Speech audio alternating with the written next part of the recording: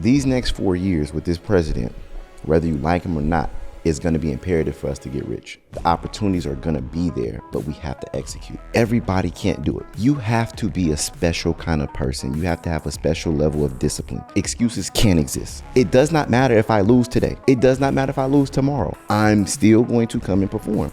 But it takes a special kind of person to do that. That's the biggest secret. I tell people now in this essence, in this season, is you have to execute with everything that's going on. And whether it's understanding AI, whether it's understanding crypto, whether it's understanding how to market, people are going to want to take care of themselves right now. The cost of living is going up. Life is changing. What was relevant in 2020 is not working in 2025. Yep. It has to work or it has to work. Welcome to Circle of Greatness. I'm your host, Nehemiah Davis. $35 million before 35 years old. One of the biggest influences on the internet, especially for our people of the culture, our African-American brothers and sisters, man. I get the opportunity to call this man a friend, a brother, and all around amazing guy. Marcus HIM500. What's up, Doc? What's good, boss? Part 2, we back. You know what I mean? Yeah, we got cut off last time. What happened? I think we was in the storm or something. The tree fell on your house. Tree fell on my house. Damn, That's been a long time, bro. Yeah. So, bro, we were talking a little bit off scenes how we met, and we met at BYOB conference. You were speaking, and literally we formed the circle of CEOs, and we met pretty much everybody from a darn conference or some sort of group, and you and I have went down a rabbit hole on masterminding, on getting in rooms, on getting around people who are just as sharp, even smarter, right? I remember one of our last rooms we were in, it was about a room where in the last year, the people in the room accumulated about 1.6 or 1.9 billion in revenue. I remember me being one of the smallest revenue earners in the room, but why is masterminding so important? I think so many people, they think when we talk about joining the mastermind, it's to make us money. They don't understand we are not equal. I know I'm much more invested than anyone I'm telling for the most part to join a mastermind or some sort of program. Why is this important? Now, what's crazy is that some of the experiences that you take away and learn from be different, right? And I remember in that mastermind, he said, we was in that room and a guy said, I did about $10 to $12 million last year. And the guy on the stage said, wow, I remember I used to be poor. Dang. You remember that? And it was humbling, crazy. Right? And everybody laughed. But it was a realization that nobody got offended. To get to a certain position in finances and always know that it's a next level, it keep everybody going. But the power of mastermind is that I just seen this guy last weekend. And at now, I want to say he's doing about 20, he broke it down to me like, I'm doing about 25, 30 million a year right now. Being around these people is not on accident. The reason that my businesses grow is not on accident. It's because when he goes and does 20, 30 million from going from 10, his income double or triple. What did you do? And the people that you use to do it, I'm already influenced with and already have friends. Whether it's marketing, the way you approach the marketing, whether it's your sales, whether it's your back end operations, whether you switch platforms for finances and able to get people, whatever it is that you do, when I'm in these environments with masterminding, it's not just about, I'm going to just learn. I'm making connections with people who are operating at a certain level. So when you're in these environments, and think about it, we're in rooms where companies they went and did 500 million. And you got a company that does payment processing that goes and does 500 million, raise 500 million. And when they invite us to a dinner, we know everybody there for the most part. And this ain't even a black room. This is a Caucasian room. We walk in and we know everybody there. And we go, well, y'all just did 500 million. How do you know all of the same people that we know? It's power and proximity.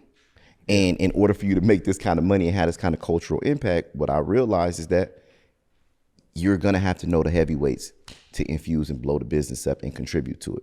You're not coming out here doing it on your own. You're not starting at ground zero and building a business and being like, I'm going to take it to 100 million. Along that journey, somebody's going to have to embrace you. Somebody's going to have to pull you up. And when you already get invited and you figure out how to get into those rooms and the environments, that's the power of mastermind. And if I could pay to get in these rooms, you look at it with Myron Golden and people like that. Myron was friends with Russell Brunson and things like that. You paid to get in Myron's mastermind, learned, torched, came in there, flamed it. You end up on ClickFunnels stage. 3 years back, we sitting there trying to get ClickFunnels awards and get a picture with Russell.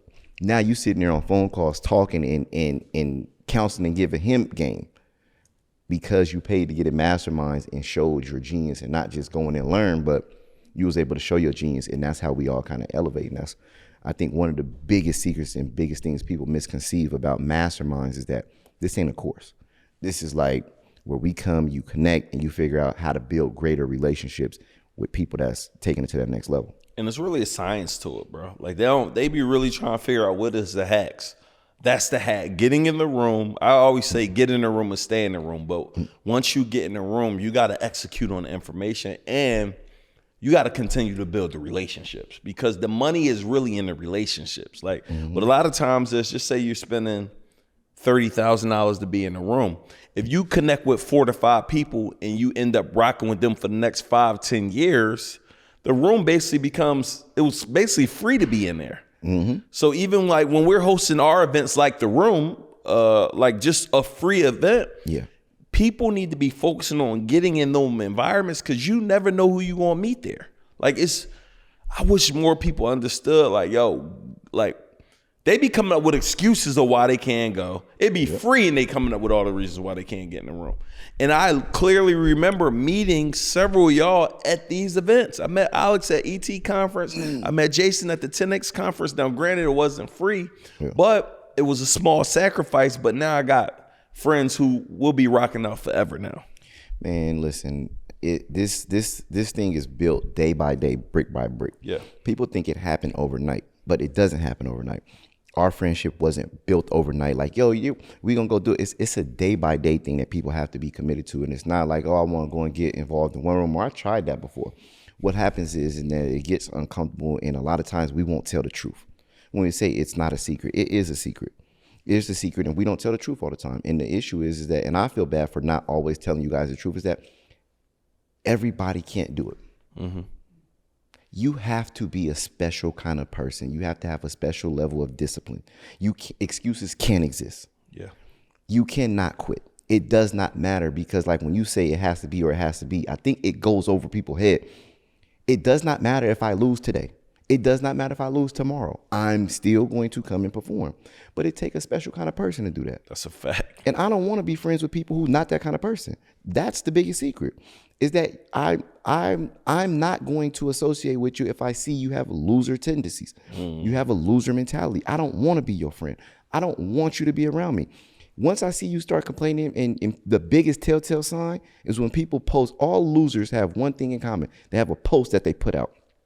Your strangers will support you more than your friends and family. That's the number one tell sign of a loser because you're looking at the immediate circle and where you can reach to blame and put fault on why your business or why you're not succeeding. You're blaming the people closest to you who did not tell you to go be an entrepreneur, who did not tell you to go be a business owner, who did not sign up to be your customer. I signed up to love you and you was born into my family. I have to be associated with you. Yeah. If you blame them for why you're not succeeding, you're already losing. And that's a telltale sign that your business is going to fail. It's 1 million people in the world. And so I always look at that and people go, well, what's the secret? Is that I'm going to ignore certain people. I'm not going to associate with certain people. And I'm okay with you knowing that I think that these activities create loser mentalities. And I'm not the one to help you with that. Yeah. You got to find a therapist. You got to go find a partner. You got to find somebody who cares about you personally. Because I'm only out to seek to build with winners. Yeah. Because I'm trying to win. I come out of a losing environment. I'm not going back into it and letting somebody drain my energy. Yeah. I'm too big of a good example for you to be able to follow. Yeah, that's good. Let me ask you this. So you, and switching gears a little bit, I mean, you built one of the largest, you pioneer, especially in the African-American space, this credit industry, meaning you had all these individuals, they now credit gurus, experts, like you literally ran that, and almost, I feel like you started that industry, especially for us African-Americans, and you built one of the largest communities ever. what was the formula that you used? Was it a plan, or you were figuring out as you went? Because there's a lot of people online right now, and they're looking to build communities. They're looking to grow their personal brand. So I want to know some keys to growing your personal brand. Like your HIM500, everybody know you. Like when you say credit, it was synonymous with your name, and you built a huge community on it, and was a huge push in helping people understand leveraging credit. Like I didn't know about credit card points till I heard about you. I didn't know. You remember those Balenciagas? I went to Saks and used some point. I didn't know what a point was. I didn't know how to leverage a credit. Like I feel like you was one of the creators of that. Like how did you do that? The thing is that I know there's a lot of questions, but but the biggest point, the biggest takeaway is you have to solve people problems that they don't know they have. Right? And everybody has a goal in business, in life, is to become successful. Yeah. What I did early on was I started to learn different teaching and learning styles. Some people, like me and you, we go to events and we'd be happy to be around people, and we'll pick up a jewel or a bar and be good. Some people, they can read and do it. Some people can watch videos and do it. Some people got to get their handheld, right? And so I was looking at it because at first I was just teaching people, and I realized that everybody wasn't winning. And I'm like, okay, well, what's missing? And it goes accountability and friendship. So I started doing free events.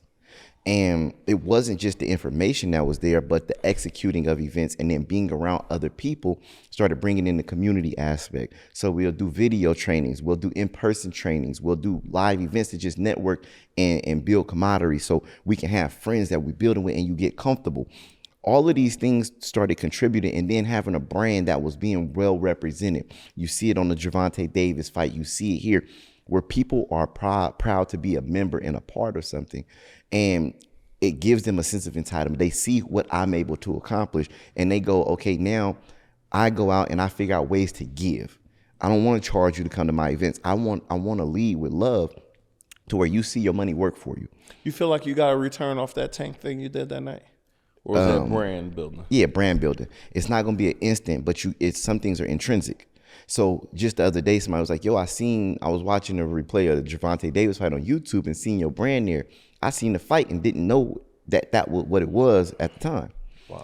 It's things that are intrinsic. But the members and the things that they got, and being able to see, like, this is what we're a part of. A lot of times people make money in their businesses, especially in coaching businesses, and it's theirs. And they never go that this is the community's money, and I'm going to use this into the community and put it back and blow this up. Yeah, I think you did a good job at that. Let me ask you, you just said intrinsic, like it was you invested a certain amount of money to be on the ring. It wasn't like immediate return. You invest Facebook ads and you may do a class and you'll get immediate return.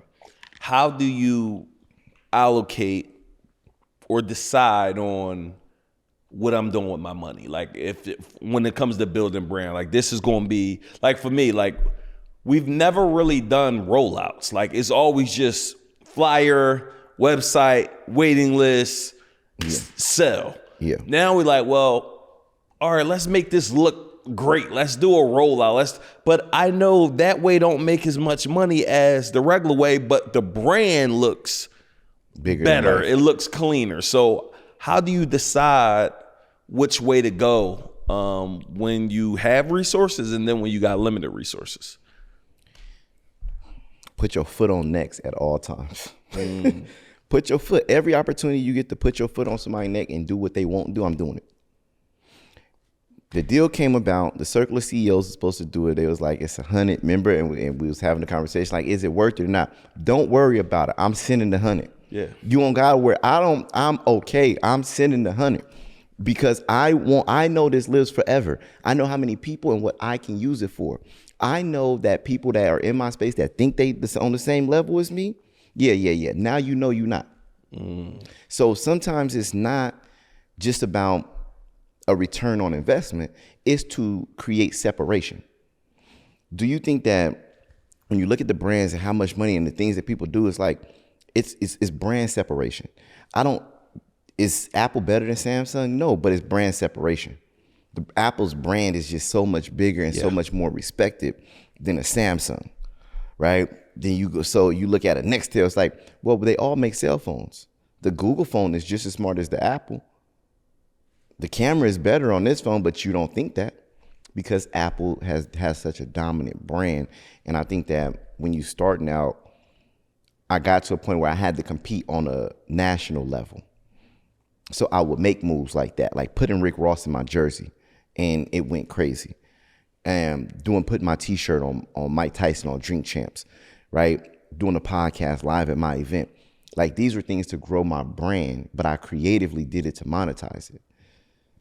So at a smaller level, you don't have to compete as big.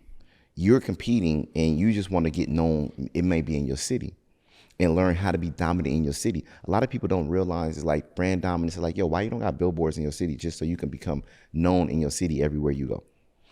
Do it in a small, I seen somebody talked about it, doing it in a small radius and run ads in a small radius where everywhere you go in this radius of 10, 15 miles, people that seen your ads, they know who you are. You become a local celebrity. They don't know nobody else outside don't know you, but y'all know me right here. Brand dominance. And I think that for me, how much of my money should I be putting towards brand? Like if somebody $100 in, like how much percentage are you recommending to put back into the brand? All the money got to go back out. Like, bro, you think about it. I spent $3 million on my event in Vegas. Yeah. The money got to go back out. Yeah. You can't keep. A lot of times we think that we're going to keep it. I look at my brand now and I say, okay, well, I was able to spend, you'd be like, oh, we made $35 million, but I probably spent $10 million on my brand. But now I can go in and I get $100,000, $300,000, $250,000 off my brand. That will last forever. Yeah. So I'm willing to go all in depending on the opportunity when it comes to building my brand. But I've learned my brand has gave me relationships and certain things like that as well. But this is one of the things is that I learned from, I'm thankful for having relationships from building my brand, because you look at like us with Dan, like Dan got to know me off of my events and stuff like that. Those relationships, priceless. Facts. And so it's a real friendship there. Mm-hmm. Mm-hmm. And so it's just, it's important. So investing in your brand, I don't think it's the right type of investments in brand. And some of them got to bring back return on investment.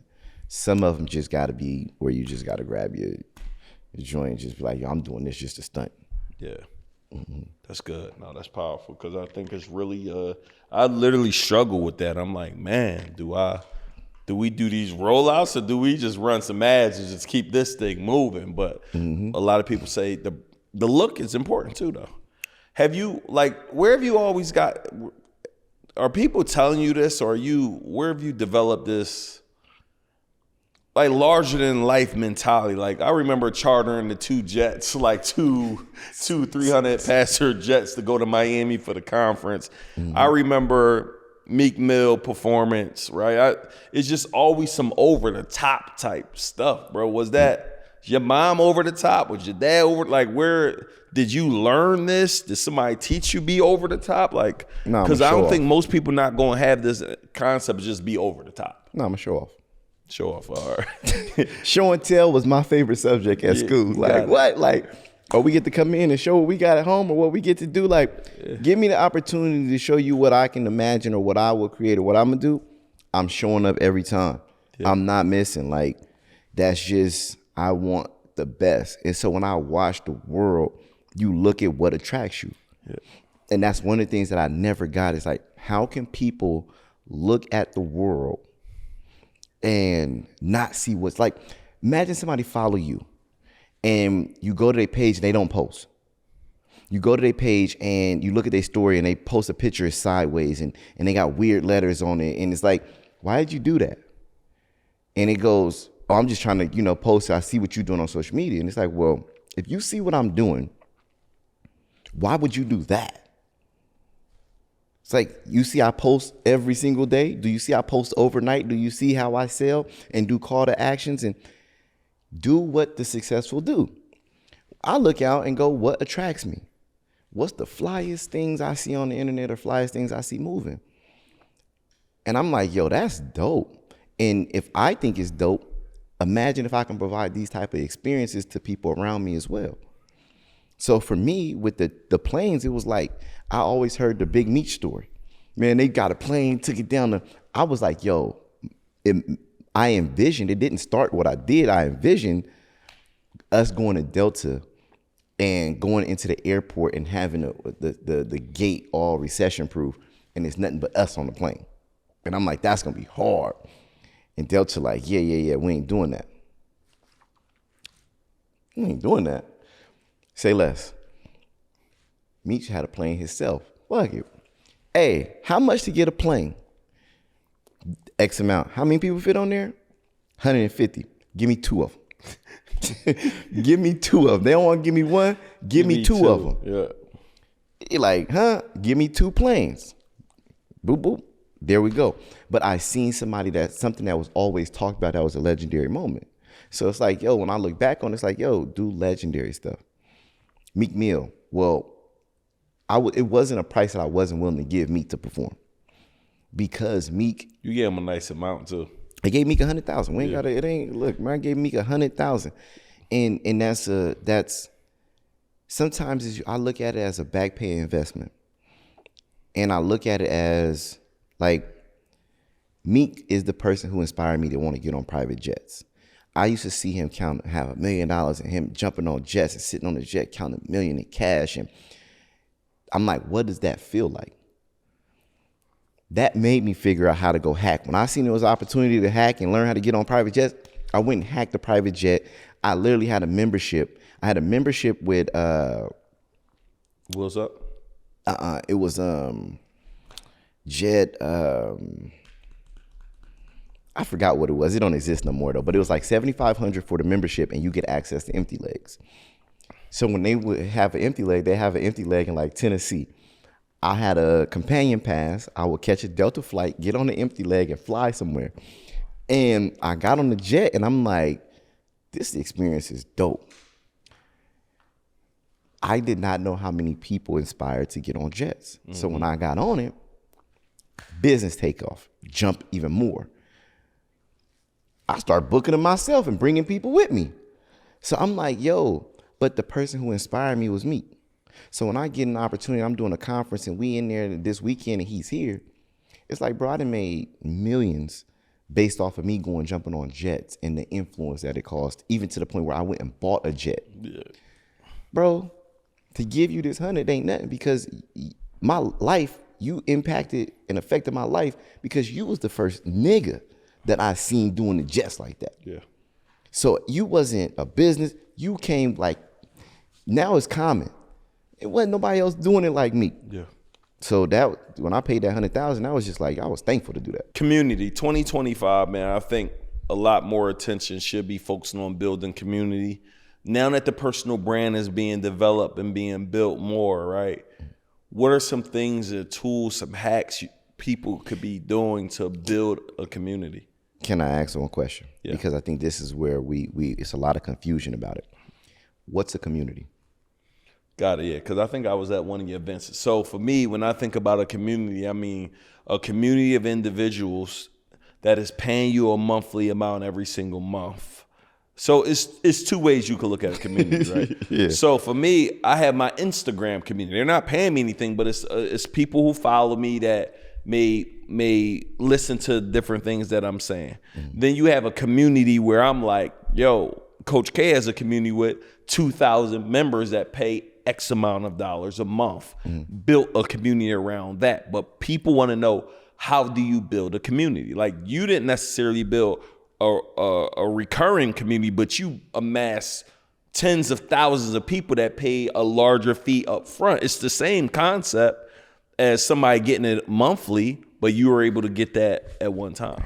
And that's the difference in where people fucking up at. They're not building community, they're building customers. And we're conflicting the word customer with community. Okay. And we're changing the game, the meaning and saying, use community as customers. People want to go into mass customers. They don't want to build a community. I built a community because I had 27 chapters across the United States.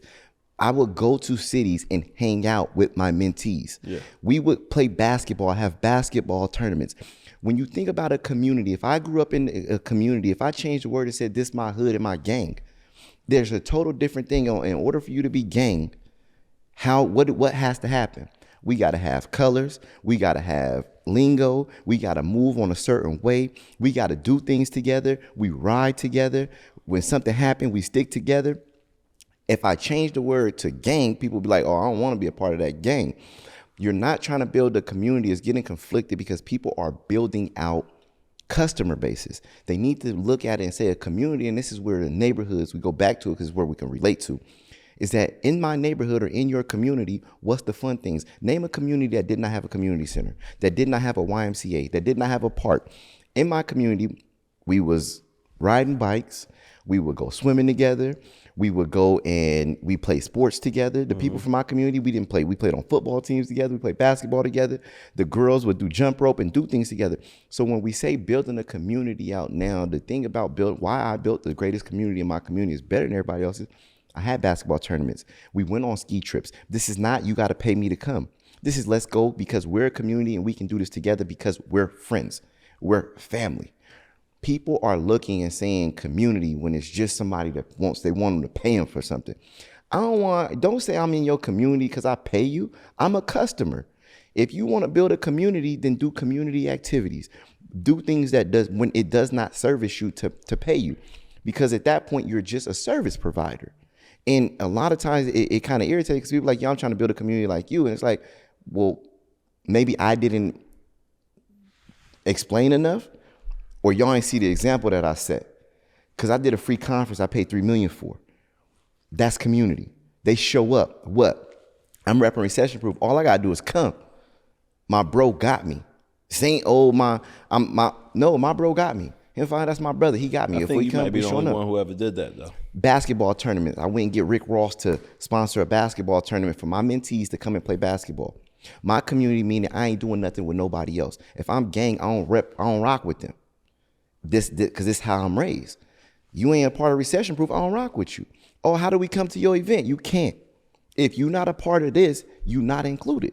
That's community. How did you come up with that? Because no one does it that way. I grew up in the hood. I don't want to rock with people who don't rock with me. I'm okay with drawing the line. So what are you telling somebody right now in 2025 who don't got the big brand, who's trying to acquire customers that pay them on a monthly basis? Build with them and treat them like family and give them something to rock with and be a part of and be a part of the movement, not your movement, but a movement that y'all move together. Move as a unit and not just, oh man, you know what? I want y'all to pay me and I'm gonna be over here and y'all gonna sit in a Facebook group. That's not a community. You don't never go outside, they'll never meet you. I'm out. I used to go city to city and just go to dinner and be like, yo, it ain't it. And I tell people in my mastermind this is where it comes to where like we having this conversation almost like masterminding, is I sit and I tell them, I say, look, it don't have to cost you a lot of money. You have to strategically figure out how to build relationships. I would purposely go to rooftop bars and things like that where everybody got their own tab. We just hanging out. Get what you want. I ain't say I gotta pay for it and buy it. We come in hanging out. It's 12 of us here, 15 of us here, but we just get to build and hang out. Yeah. It doesn't cost you nothing but a little bit of time. You don't got to have me. I started out in Chicago going in, it was 3 or 4 people. I went to Philly, 6 people. Guess what 2 of them was? Herman, Haitian CEO, yeah, and the other one, workout landlord. Yeah. Them still my brothers till today. Them is people, when I go to Philly now, yo, bro, I'm in town. Where you at? We going? We pulling up. Herman dad passed away. I'm going to the funeral. Guess what? My brothers is here. We built this relationship years ago at a dinner, not at a dinner, at a bowling alley in Philadelphia with 6 to 8 people there. Crazy. That's how you build community. You don't build community by just saying, oh, because y'all pay me, this is our community. What do we do together? Yeah. What we rep? When do we hang out? What we learn together? What do we stand for? What's our movement? What we look like? You look at recession-proof people, you always gonna see them. They flashy, got watches, got nice cars. They talking about credit. It is what it is. It's how we look. What do you see working right now in the marketing space, social media wise, content creation? What do you see working? The biggest thing now is dope content, and unfortunately, listen, things change. Yeah. Providing content ain't it no more. I mean, value is not it no more. It's now getting to the point So where you don't think value content work as much as it is not as effective? nah, because at one point it was, but now it's an oversaturation of information. And some of it's conflicting, some of it's accurate, some of it's not accurate, and it's so much in our community now that it's almost like, And what I always look at is I start looking at people. I'm just honest. I look at the white guys, and I start seeing what are they doing, what's working, what's not. Right. We're not the leaders and forefront runners of this. Tony Robbins been doing this 30, 40 years. Facts. You look and see what are these other guys doing, because they are following trends, and they're the ones who set the trends for us.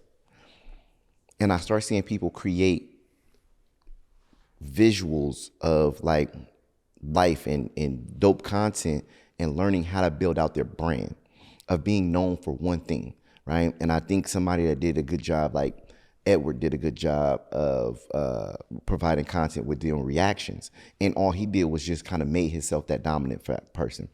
Our guy, what's the guy we seen at the event? You said shorter dude. I know Justin Phillips did a good job at that too. Justin Phillips, but Justin Phillips did that, but that still was kind of value content. Yeah. I'm speaking of like Melanin King, as you talking about? no. Let's do the Ashton guy, the fitness dude. Ashton, he has 6 million followers. He went up 1 million followers in 30 days. Wake up, pour the water on the ice, face in there, and it's like lifestyle, but it's such a high quality production that it's engaging. You don't forget it, and you watch, and it's like, what does he do? And he's amassed millions of followers. That's gonna be, and now guess what happened? Brands come to you because you do things, you do same thing, it's consistent, but a brand can get behind it because it's not about being very well known. I'd rather invest in somebody who's well known for one thing. And it's like, yo, you live a good life and you influence and you figured out how to creatively create dope content, but still stay in one niche. Yeah. And this is what you're known for. And so nowadays, that's I think is the biggest thing. It's like for me, I'm looking at high produced quality content, but that keeps me in the lane of being known for one thing. So whenever somebody wants to come and talk to business owners of the African American community that's looking and growing and scaling a business, you come and talk to me. That's realistically where it's at. Like providing value, I'll do it on YouTube. But on my Instagram, it's gonna be a different look of my life and what I've been able to accomplish and highlight reel. And when I'm talking, I'm gonna talk on YouTube, but I'm not gonna be like just, hey, did you know? I'm gonna more so do reaction videos to real life things that's going on and break down lessons about what's happening now. But it's not my experience, it's somebody else's experience, which makes me dominant in this industry about business and finance. I don't know if that really answered it, but like I don't see the content of like mass producing with content. I see like it's better quality for me. Another thing though that I do see that work, you can post 100 times a day. If you have enough content to batch out and keep it quality, you can post 100 times, 10 times a day, and one of them take off. You become dominant. Right. So it's a lot of ways. So it's that's a quantity game. You can go either way. Yeah. But I see people who are the quantity game, people dropping a lot of posts and a lot of content, they get reach and they may have posts that go viral. But the people who are doing quality is going deeper because their following is tuning into them, but they're expecting one thing. And this is now, if somebody has dope quality content, like the fitness dude, the Ashton dude, he's fitness, right? So many people are tuning into him, a fitness brand will come and pay him more than they would pay a celebrity with triple his followers. Right.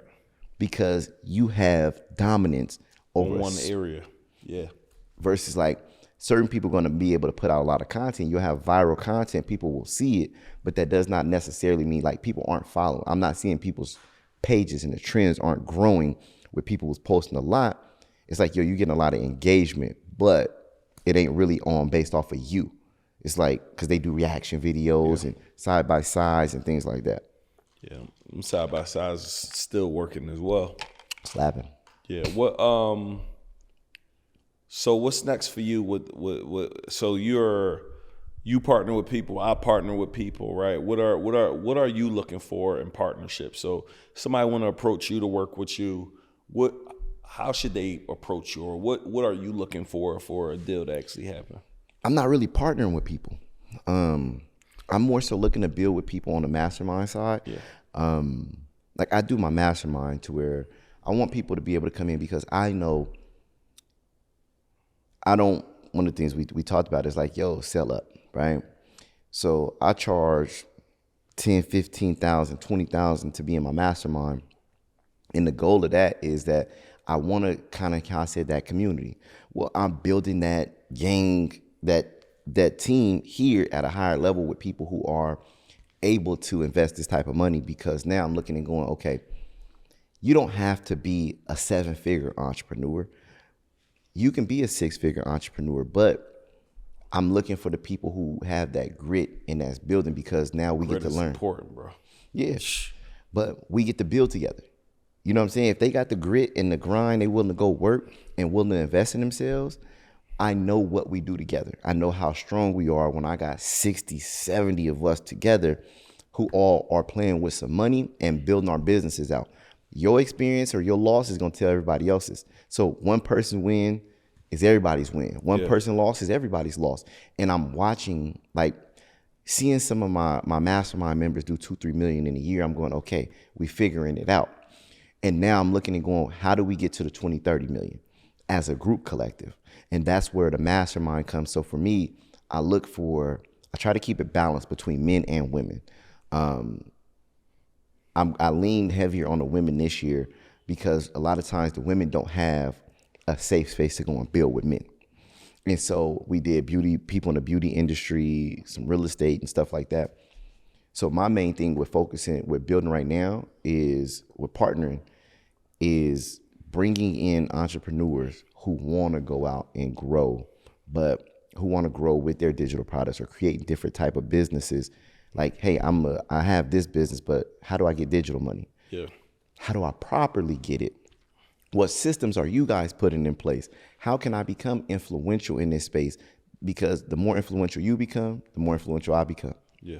And then the other people could become, and we all just collectively kind of build off of each other. So that's my partnering program and dynamics right now. God. And if y'all looking at this, what I want y'all to do, there's going to be a link in the description. Marcus is hosting a week conference, and if you know anything about him, he throws the biggest conferences in the world, like some Magic Johnson, David Goggins, Mike Tyson, Drink Champs, and the list goes on and on and on. Make sure you go ahead and reserve your ticket so you could come learn and get trained from him and other special guests that's going to really help your business grow. One of the biggest keys to your growth in this season is access to more information, but then it's going to be, you're going to have to execute. Last year, you were constantly talking about do work, right? Mm-hmm. I believe in 2025, 2026, it's not just going to fall in your lap no more. What is the concept of do work now? What does that mean now for you? Right now, do work, we see right now you have to analyze, and we got to analyze the world that we live in. And a lot of times we don't deal in truth.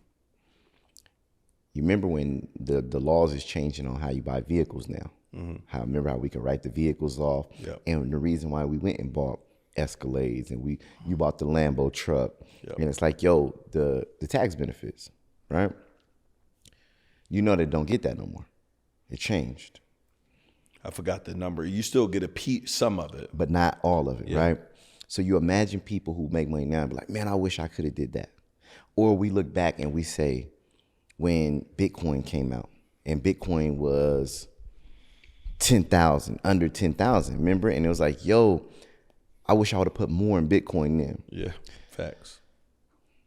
These next 4 years with this president, whether you like him or not, ain't none of my business. It's going to be imperative for us to get rich. The opportunities are going to be there, but we have to execute. Or you'll be somebody who said, I seen what happened and I was there, but I didn't get to take advantage and buy vehicles and ride them off. And I don't understand what y'all mean. Like, y'all got all them Lambo trucks and Escalades and stuff like G-Wagons. Why y'all get them Bentley trucks? But why? Because they were tax write-offs.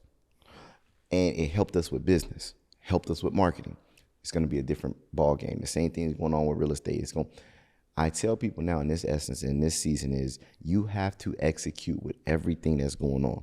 Every single benefit that comes about, every single thing that blows right now, whether it's understanding AI, whether it's understanding crypto, whether it's understanding how to market, being able to get out here with the marketing and understanding people are going to want to take care of themselves right now. The cost of living is going up. Life is changing. You have to put in work and understand what's happening in today's times, not what was. What was relevant in 2020 is not working in 2025. Yep. So you have to be active because guess what? We're only able to pivot and adapt to these new things because we was doing work then. If you don't start doing work now, as AI comes in, as technology continues to grow, you will be out of place and you won't be able to catch up. That's a fact. So you have to do the work to start going, okay, I need to learn how to feed myself. I need to be able to produce my own income. I need to learn and understand business. I need to understand taxes. I need to understand these things, operations. I need to understand HR, how to hire and how to fire. I need to understand how to operate my business. I need to understand marketing and advertising. I need to know how to run ads.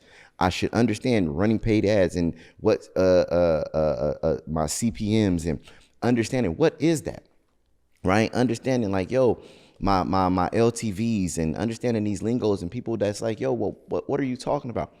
You have to be a part of this, but it only comes from experience, from actually doing work. That's a fact. Being around people who doing the work.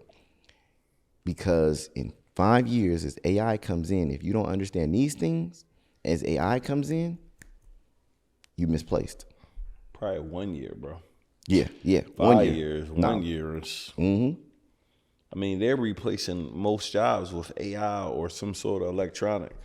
I'm buying a Tesla robot. I can't wait till they offer me one of them. Are they replacing most jobs or replacing more opportunity?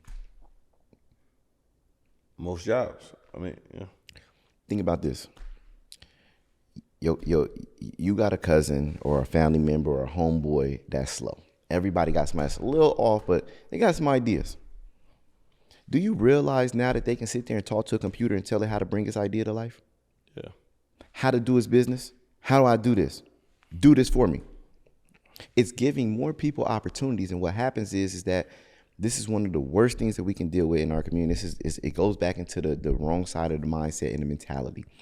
To have a mentality to think that AI is replacing jobs. Yeah, it's replacing labor. But it's not replacing the capabilities and abilities to generate income. It's giving more ability to generate income. You just have to be self-thinking. You now can't be dependent. Yeah, it's displacing people who want to rely on other people to feed them. And no, you will not be able to be dependent. But you can now, it's empowering people to be independent. Everybody says they want to have their own business or they want to do something for themselves. You literally can talk to AI and have it create you images for t-shirts. You can have it set up your Shopify stores. You can have it set things up, marketing. You just need to learn how to adapt to the AI side of things, but it's creating more opportunities. So now somebody who's remedial, who is dyslexic, can talk to a computer and the computer can help work through it. It's giving more opportunities, but what happens is that we'll victimize and be like, well, people are not going to be able to work. It's taking away jobs. Well, they're just going to have to learn. And this is where education come in at, where you cannot avoid learning. Education is the key to success. If you don't learn, you don't earn. That's a fact. So at this point in the season, what are you learning? Who are you learning from? Where are you learning? Like tapping into this podcast, if they scroll through 5, 6, 7, 8, 9, 10 episodes, it's a curriculum. That's a fact, really. It's a curriculum, but it's like, yo, look at the views and tell me if there's 5 million views on this video. But it's going to be 5 million views on, they not like us. They not like us. Well, what are we choosing to learn? Views. Billion views. Yeah. Oh, they not, and they know how to They do ain't the gonna dance. make them nothing. And they know how to do the dances. But what are we choosing to learn? Yeah, I think that's important. Man, I think this was good. It was a lot to really unpack. What would you say your biggest challenge you faced over these last several years, and maybe one you're going through now to help somebody avoid it? Bro, what you don't know. Yeah. You don't know what you don't know. Like, I don't know what I don't know. Biggest things is that as we build wealth, on a human side, family, dealing with family. And I look and I go, I can count $1 million I put into my family and unappreciated. Like, it didn't happen. They don't care. It's just like, I remember you was blessing people. bro. Boom, And so boom, boom. I stopped. You right? get a car. You get a car. Bro, cars, You go to houses, college. You go to college. you name it, right? And the biggest thing is that when people have the biggest misconception is that when you make money, you think that it's going to fix everything. Mm-hmm. For example, when you don't have anything and you at the same level and you're all broke, you think, man, when I get up, I'm gonna put my family on. I'm gonna make sure everybody's straight.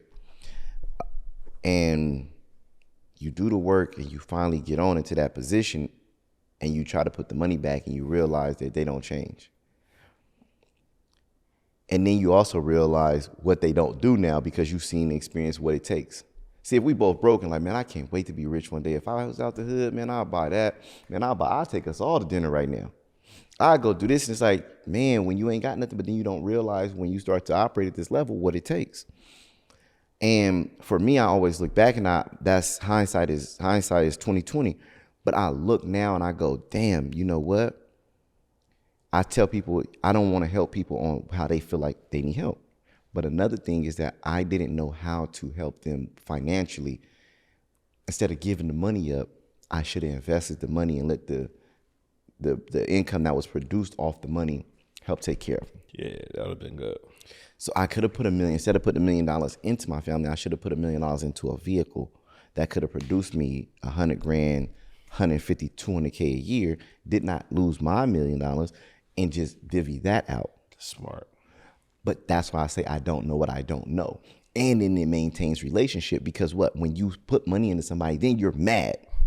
As the individual, you feel some kind of way like, I did this and then, I worked for that. Like it's not just money.